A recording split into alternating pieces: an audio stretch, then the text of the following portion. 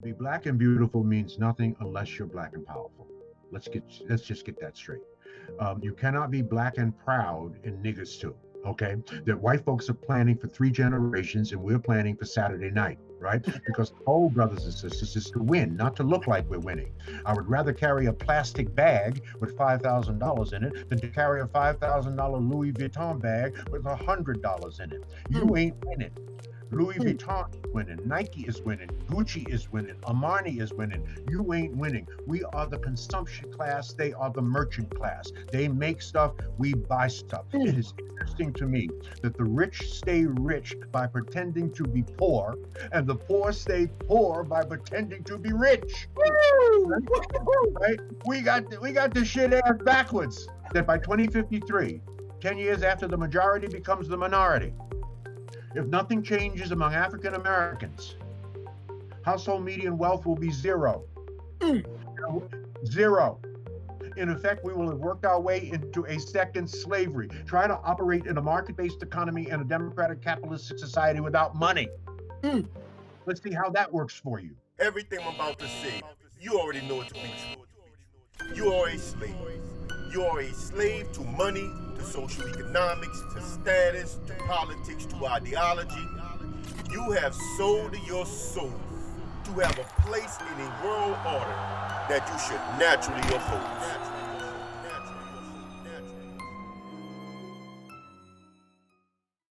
For those that don't know, that was Dr. George Frazier at the beginning of the video, the opening clip.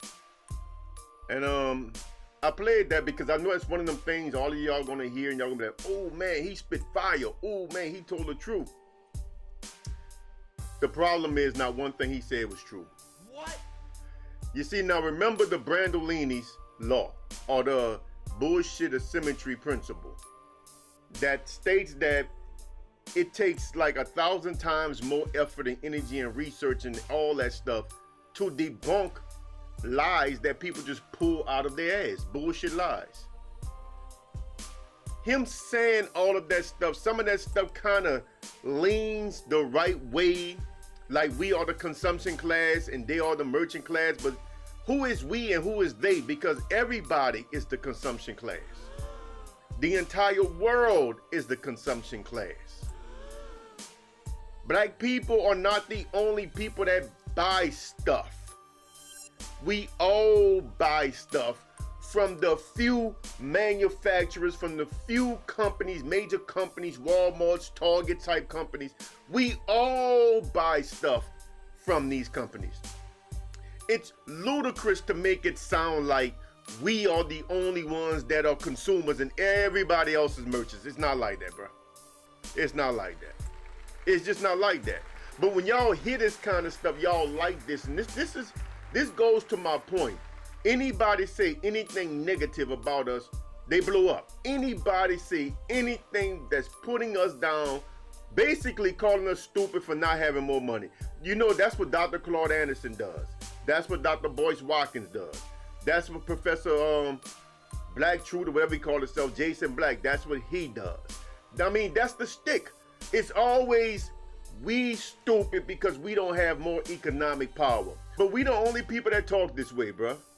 We the only people that talk this way. Y'all must not know a single white person because they don't talk like a group. Now, granted, the system is their mouthpiece, right? The system is their the system kind of leans towards them, but it only leans towards them just enough so to keep everybody pitted against each other, because the truth of the matter is the people at the top don't care about white folks either, man. They doing the same thing in Europe that they doing here. They starving people out, got all the people homeless. It's the same thing, man. They got ghettos, gigantic projects all through Europe. I mean, it's in the whitest of white countries. It's the same thing, bro. Homeless, poverty, you know what I'm saying? Huge state-run projects. I mean, it's the same thing. So this is not really a race thing. But people like this man here, and this is what I'm telling y'all about y'all black leaders. Y'all don't want to hear this. Y'all don't want to listen to the alpha. But I'm telling y'all, the so-called black leaders are the people that's keeping us down. I'm telling y'all, they the ones keeping us down. Now let's look at who this man is. Dr. George C. Frazier, which means He's been to college. He has his PhD at least, right? He's a doctor. So there you go. Is chairman and CEO of Fraser Net Incorporated, a company he founded over 30 years ago to lead a global networking and economic development movement for people of African descent. I'm gonna stop there. A global networking and economic movement for 30 years. And I never heard of him for 30 years. But yet we are in the same situation and getting worse. The more we chase money, the worse off we have been getting. Now, I can go through everything he said, point by point, bullet point by bullet point, but that's his talking point because I've actually seen another clip, right? Another video, different video of him saying the same things almost in the same order. So that must be his little talking point, right? That must be his little stump, his little pitch. But here's the thing, bro. Y'all think that he said something that's true because basically he made it sound like we stupid because we don't have more money. You can't be black and beautiful if you got no power. Why not? What is power? First of all, what is power? Right? What is power? Because the truth of the matter is the people at the top of the system don't have no power. The very way this country is set up, right? It takes away power from these people. Because the power is always in the hands of voters. The problem is we, the people, are so messed up that we empower these people. Take, for example, at the very end of his clip, he said, how are you going to survive in a democratic capitalist society if you have no money? But that's the problem. We're not in a democratic capitalist society. That's the problem. I just talked about this on a previous video where I broke down economics, commerce, and all this stuff. We're not in a democratic capitalist society. That's the problem. Capitalism is not the way our government structure is. Capitalism is a forced way of life. And we could change that if we only stuck together as a people. I don't mean as the black people. I'm talking about as Americans. If we would only stick together, we wasn't so divided. And I don't want to get sidetracked, right? But I'm gonna come back to this right quick. If we wasn't so divided, we could actually change the course of everything in one voting cycle. But here's the thing. When he mentioned about the poor people pretending to get rich, well, isn't this what black conservatives do? Isn't this what all black elite aspirants do? Isn't this what all black Negroes that went to college, isn't this what they do? Aren't all of them pretending like they so upper class and high class just because they got doctor or in front of their name or PhD or MD behind their name or whatever? Isn't this the problem? This is why Nearly Fuller Jr. called them the black elite aspirants. They are not there, they are not in, but their mindsets have been co-opted by the same ways of thinking as the elite. So what you have is poor people down here with us that think like the elite and support anything and everything the elite support. And this is why nothing changed. Because if they only thought about their reality and where they actually are, instead of fantasizing about one day being like them, that's the problem, because that's what people like Dr. Frazier have you thinking, that one day you're going to be like them. But if they only realize, okay, this is where I am. This is my reality, right? This is my reality. I need to vote according to my reality, not according to my aspirations. Forget where I want to be. The only thing matters is where I'm at. Forget where I hope to be. The only thing that matters is where I am. You see, I always say this here. I understand greed. I understand corruption. I understand all of these things because they benefit the individual. What I don't understand is a broke sucker sitting here thinking like the rich, like the people in power, repeating all of their talking points, repeating all of their philosophies, then co-opted all of their philosophies. We do not live in a democratic capitalist society. We live in a free society.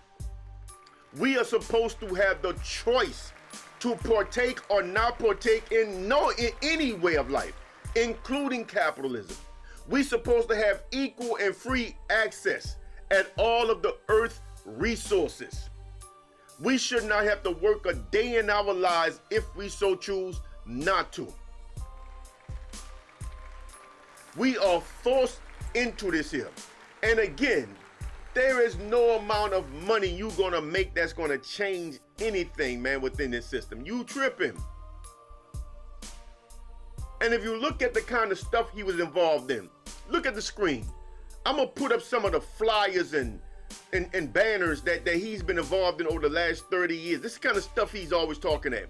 Always talking at some type of economic forums, always talking at some kind of platforms. It's always about money. Money, money, money, money, money. Bro, we got way bigger problems than just money. Because the money comes after you get everything else together. That's the part of the game that y'all just don't get. The money comes after you get you together.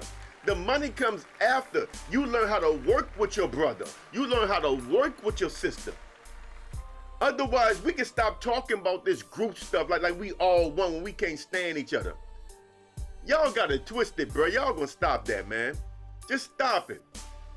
And as long as we talking this group stuff, this group economics, that's why we fail. You cannot succeed thinking like that because there is no group economics. Not unless you're gonna actually work together. So the money ain't gonna come until you first resolve the issues that we have with one another. Focus on money is the carrot on the stick, man. That's the illusion.